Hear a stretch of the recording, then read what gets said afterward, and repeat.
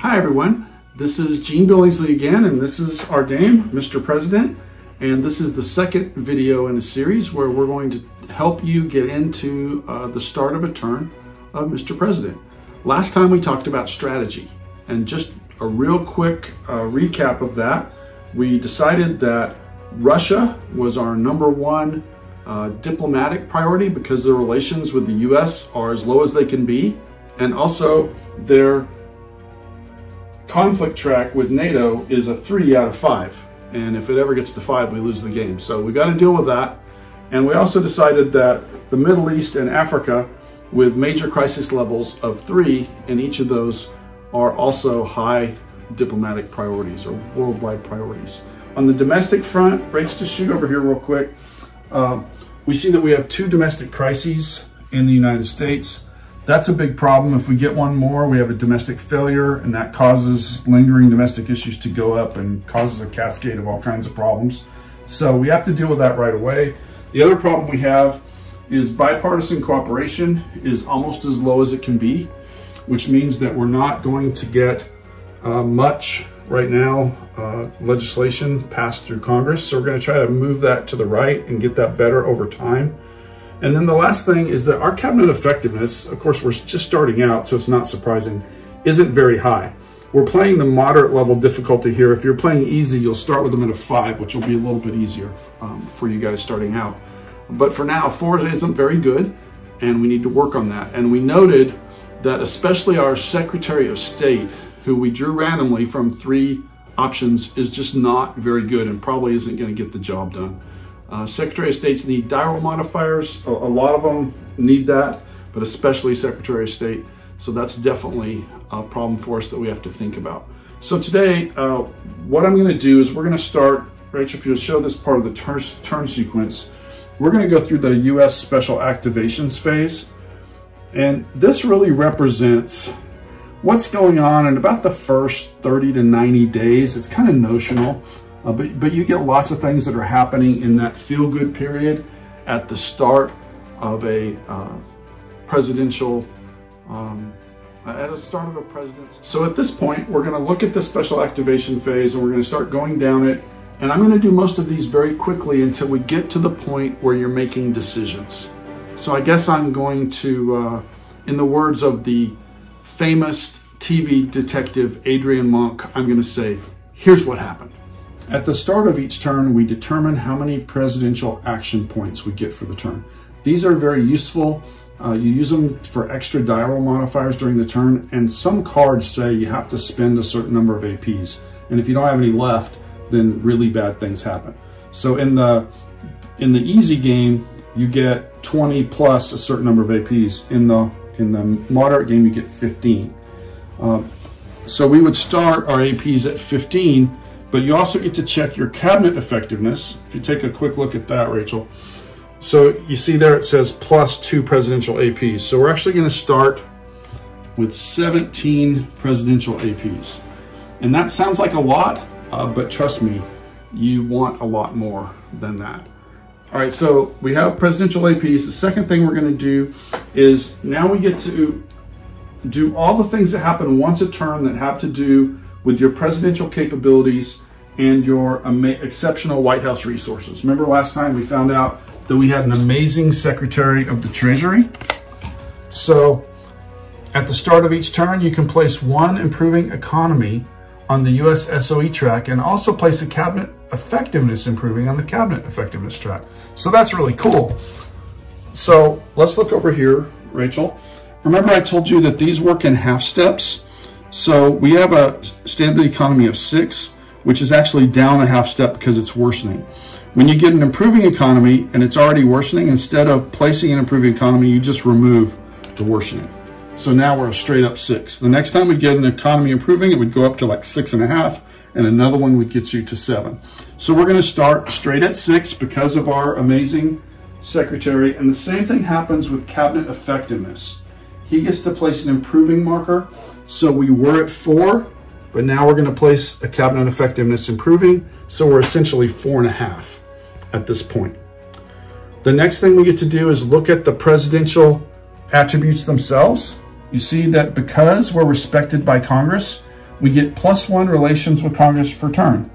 So we look over here, relations with Congress is a 5, and so we're gonna actually go up to a 6 because they like the president, or they respect him.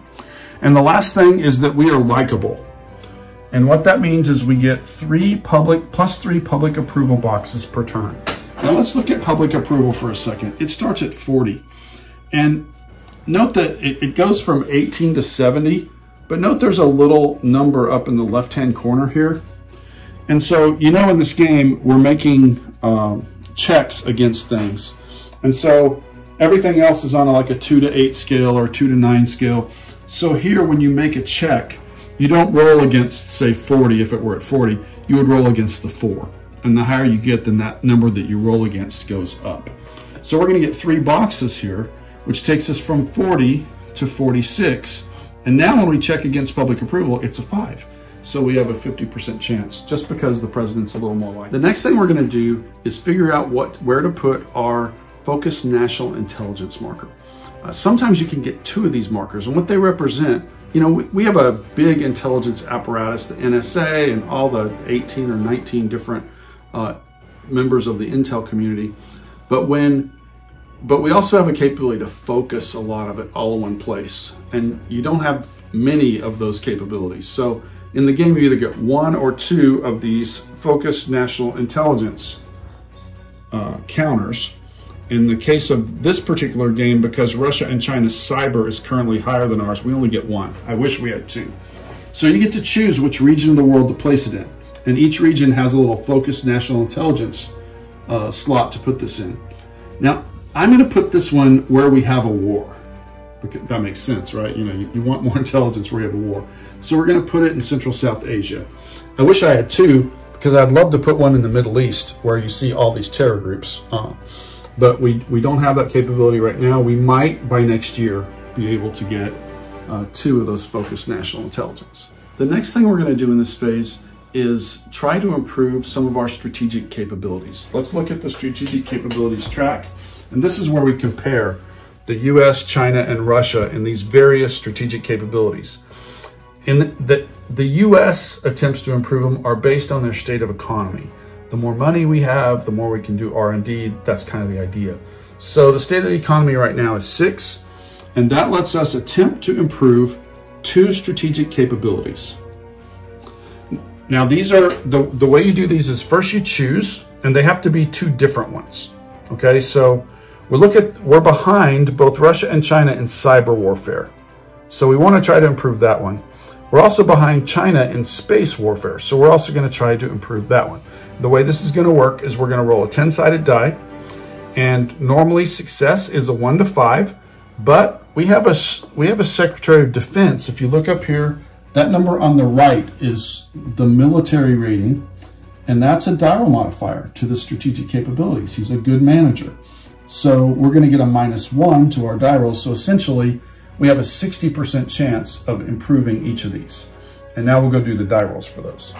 So essentially, we need a 1 to 6 on each of these rolls to pass and to improve our strategic capability. We'll start with cyber. Here's the roll. Ooh, a 1. So cyber's going to improve. We're moving cyber up so that we're now tied with the Chinese and the Russians in cyber capability. And again, these represent something that happens over a period of time, usually like the previous year.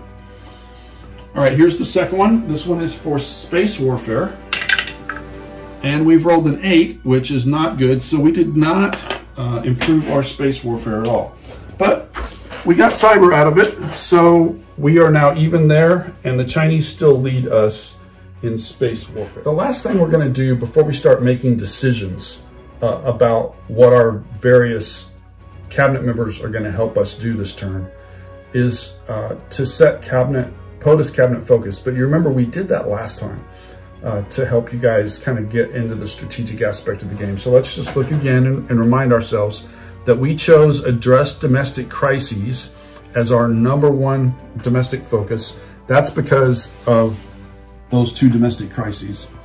Our second is cabinet effectiveness. Third is economy, then homeland security, then improved relations with Congress, and finally public and press relations. Notice we're following down this U.S. Special Activations track with the current U.S. action, so we keep track of where we are. We finished POTUS Cabinet Focus, so we're going to go to one action for POTUS and each cabinet member. Now let's look up here at the cabinet members. So now we're going to get one action for the president, and normally one for each of these cabinet members, the special ones. But notice that 3 of the 4 say +1 action. So those are actually going to get 2 actions. So altogether, we're going to have 8 actions in this segment. And that sounds like a ton, but we have a lot of problems to solve in the world. So let's start going through those one by one. We'll start with POTUS. All right, now we're going to go through we're going to start with the presidential action. Now there are 4 master action cards, and we divided these to help you with your decision making. You'll also notice through the game there are like 3 domestic actions, any 3 actions, 3 diplomatic or military. It kind of breaks up how many actions you can take into different segments, so it's not so overwhelming. But if I had to bet on what will take the longest for new players to learn, it will be which actions to use in which situations, because there are just a lot of actions. If I were a better game designer, it would be like coin, and there would be like 4 actions for everything. But every time we tried to get it cut down, we're like, no, we're missing too much that the president can do. So hopefully you'll find that you have a very full toolbox of things that you can do as president. So we're going to start today. The president could use any one of the 4 sheets: domestic, military, diplomatic, but only the president can use the presidential master actions. So I really thought about doing corralling the cabinet, because, you know, our cabinet can use some help, right? But I kept thinking about this Secretary of State that gets no diral modifiers when you really need a lot of them in the world. And so I've decided to ask for the resignation of the Secretary of State right now, before it gets bad. Now you can cue all the, oh my God, he did what? Responses. But I think that's the best thing for our game right now. We've got to get a better Secretary of State. So here's what's going to happen. We are going to put Ellen Price away. She has tendered her resignation. And now you guys are going to get to watch how we pick a replacement. If you'll notice, well, actually we should do this in the right order. If you notice here, the first thing we're going to do is make a public approval check. So our public approval is a 5. Remember that number up in the corner? So we're going to roll a 5 or less. We passed. All right. So we get an extra bump to public approval. The public actually agreed with us that this was the right move. Now we're going to roll once on the cabinet improvement table and apply the results. Now we've got one on the map here. So let's roll a 6-sided die here. We get to take a die roll modifier because the Chief of Staff has a -1. Rick Campbell, he has a die roll modifier. So we're going to get a -1, a 4, -1, a 3. There's no effect on the cabinet improvement. So we didn't hurt their morale, we didn't wreck their cohesion or anything. But now we have to try to find a better Secretary of State. So we're going to pick 3 potential candidates. We got Krista Halston, Raul Sanchez, and Bo Hamilton. And you see, now we're looking for the middle number. That's the diplomatic rating. So you see Krista Halston has a 1, and so does Bo Hamilton. Raul Sanchez, he's out. We're not even considering him. But here's the kicker that wins. Krista Halston also gets an extra action. So we're going to happily take Krista Halston to replace our previous Secretary of State, who everybody's already forgotten her name. And this is going to make us very robust. This is about the best cabinet I've actually ever seen in this game. All 4 of them have +1 actions, and all 4 of them have die roll modifiers that will help us in their particular areas. So I would say that is a very successful, if controversial, presidential action. So now we're going to go on to the Vice President. Now we're going to start with our Vice President's actions. And you remember, the Vice President is the wise and powerful Andy Lewis. and Andy gets 1 extra action, so he gets 2 this time. He also has a die roll modifier for basically anything we do. So remember that one of our domestic priorities was to try to deal with these domestic crises. Now the game deals with these at a high level. We don't talk about exactly what they are. We just know when there's a lot of them, it's bad. And when you don't deal with them, they tend to get worse and become lingering domestic issues over time, and that really hurts you. So we're gonna ask Andy to spearhead a group that addresses a domestic crisis. And the way we do that is we make a cabinet effectiveness check. Now remember, our cabinet effectiveness right now is a 4. So on a 10-sided die, we need a 1 to 4. But address domestic crisis is our #1 POTUS cabinet focus. Remember that? It's right there. So we get a -1 DRM. And Vice President or Chief of Staff's domestic rating, in this case it's Andy Lewis, he does have a 1 for the domestic rating. So we get another -1. So we're -2 on this 10-sided roll. So a pass will be for us effectively a 1 to 6. So let's see how Andy does. Oh no, Andy rolled a 7. So there's no effect. He did not affect the crisis, but there's a -1 public approval. As good as we all know Andy is, the public does not at this point think very much of him. For Andy Lewis's second action today, we are going to send him to Siberia. Well, at least to Moscow. Remember that Russia is our #1 foreign issue right now. And if you look at their relations with the United States, they're as low as they could possibly be. We're going to send Andy to a summit with the Russians. And I'll use this opportunity to teach you a little bit about how summits work. In the World Peer Russian Acts book, there's a whole bunch of things that govern how they act. And then at the back, there's a list of summits, what you do in a summit. So the first thing to look at is right here. How much you can do in a summit is based on your relationship. So a lot of times in the game, when you do things to try to keep Russia or China under control, it makes your relationship with them go down.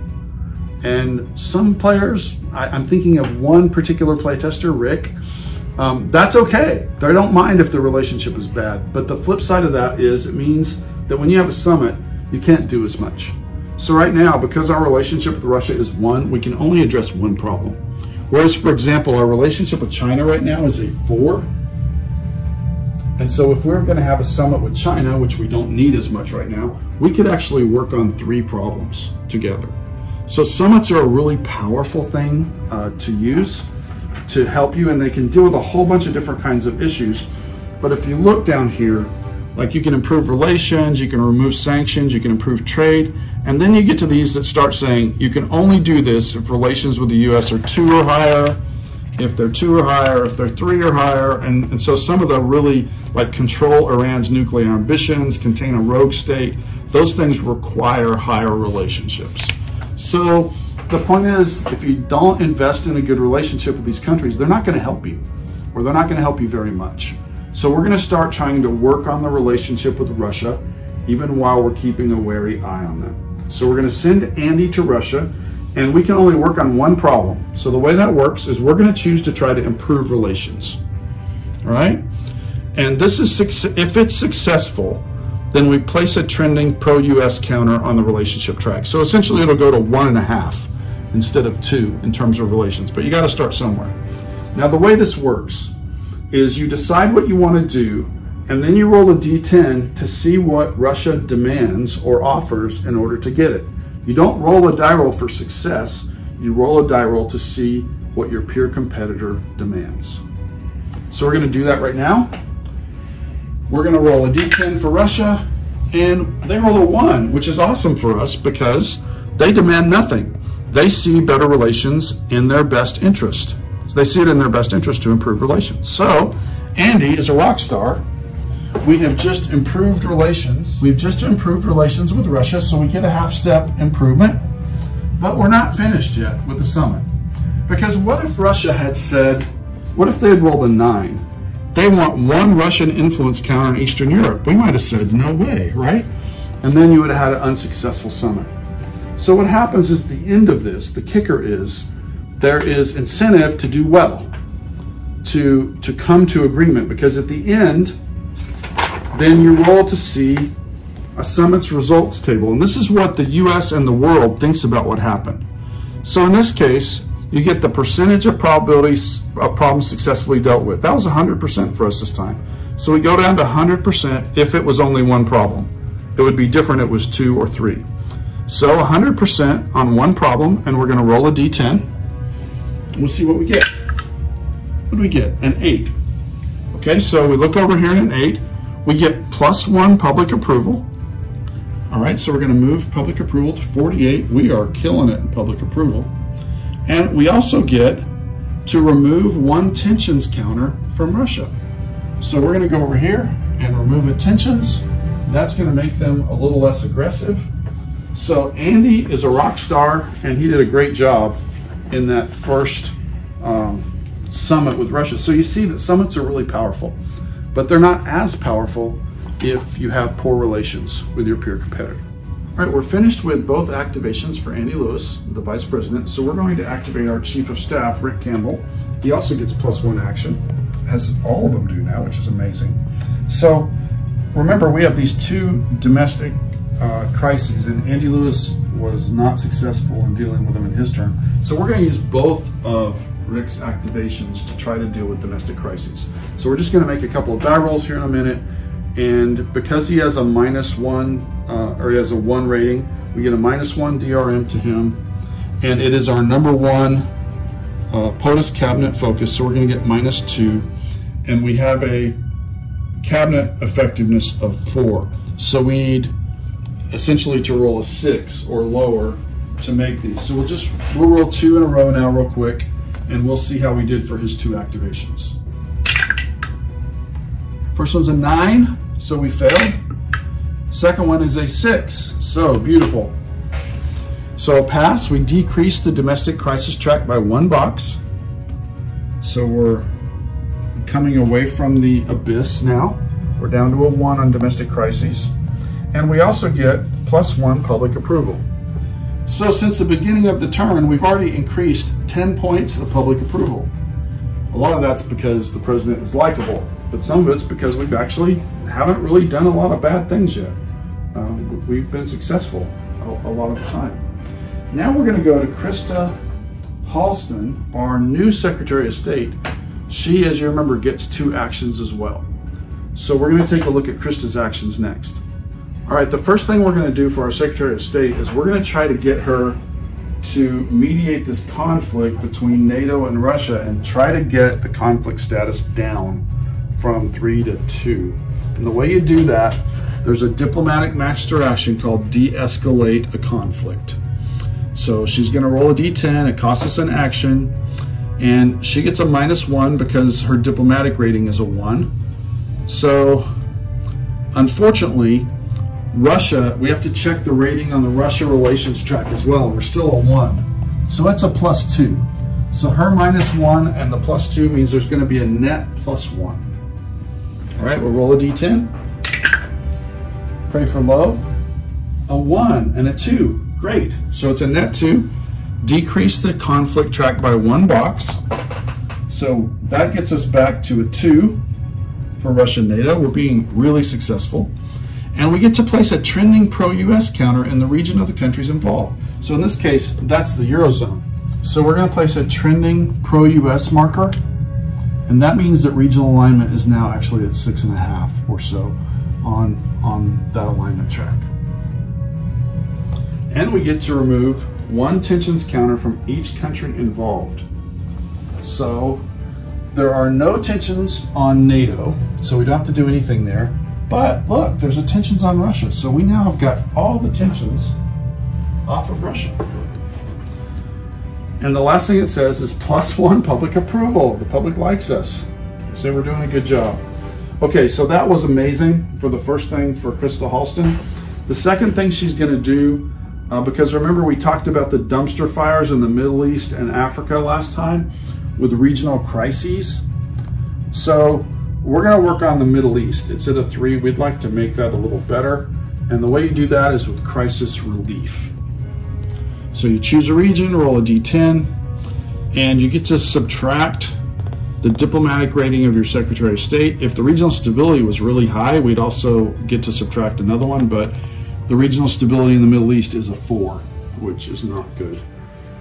So we're a -1 on a D10. What do we get? Oh, a 9. That's not very good. So she failed, but there's no further problems. You can fail with a 10 and actually increase the regional crisis. You made it worse because you got involved. But we didn't do that. So she's used both of her activations though, and we did not have any positive effect in the Middle East. So we're going to the last one now. That's John Long, who's our Secretary of Defense. So the last thing we're going to do today is we're going to look at the 2 actions of our Secretary of Defense. The first thing we're going to do is, remember we saw a lot of terror groups out in various regions here. And the way these work, if the terror groups are in a region, then you don't know where they are. Actually, you haven't located them, you don't have intel on them, and you can't attack them. So what you want to do is every time you gain intel on them, you move them from here up to the gathering box. And if you're successful again, to the locating box, and eventually to the targeting box. And sometimes you can actually attack something in the locating box too, but certainly in the targeting box, you can attack anything there. So we're going to use the first of our Secretary of Defense actions to direct intel gathering ops against 2 different terror groups. They have to be different. You can't do the same one, but they can be in any regions. So the first one we're going to go against is the terror group in Central South Asia. And the reason for that is I want to take advantage of the focused national intelligence because it gives you an extra die roll modifier. So the base success roll is a 1 to 4, but if you have U.S. intel advisors/advisors in the region, you get a -1. We do. If you have focused national intelligence, you get a -1. So we're going to roll a 10-sided die, try to get a 1 to 6, and we did. So we're going to take this level 2 terror group and put it in the gathering box. And now we'll begin to continue to build out the intelligence profile in that group and hopefully get to the point where we can target them. All right, the second thing we're going to do, remember we're at war in Central South Asia. So our Secretary of Defense is going to move and deploy U.S. military forces. We can reposition carriers and move Marines, up to 2 of them at a time. So we're going to take this carrier and this Marine unit that are in the continental United States right now and move them to the Indian Ocean. Now, if you look at the Indian Ocean here, it connects to Central South Asia, to the Middle East, and Africa. So these units out here can be counted in any war. The Marines, by the way, if they were on land, like they are here in the Middle East, they would be a 3 strength. But because they're at sea, they're a 2 strength. But they can be used in any of these conflicts. The Med is actually the best place for these because they can go to 4 different places: the Eurozone, Eastern Europe, the Middle East, or Africa. But in this case, we need troops and ships with the capability to hit Central South Asia. So that's a free move, but it costs an action. And now we're finished. So that completes our look at the U.S. Special Activations phase. What this lets us do every turn at the start is to really deal with some of our strategic priorities before the game starts to hit us in the mouth. So if you just look at the turn sequence right now, we're finished with the special activations, and now we're going to go to activation phase 1, which really represents about the first quarter of the year. And the first thing that's going to happen is either Russia or China is going to act. We don't know which one. We'll have to roll to see which one. So trust me, a lot of bad things are going to start happening to us. And then the trick is you have to figure out how to not forget about your strategic priorities while you react to the problems of the day that the game's going to throw at you. I hope you've enjoyed this look at Mr. President, and we're going on vacation next week, so we'll be back in a couple of weeks with another video. Enjoy the game.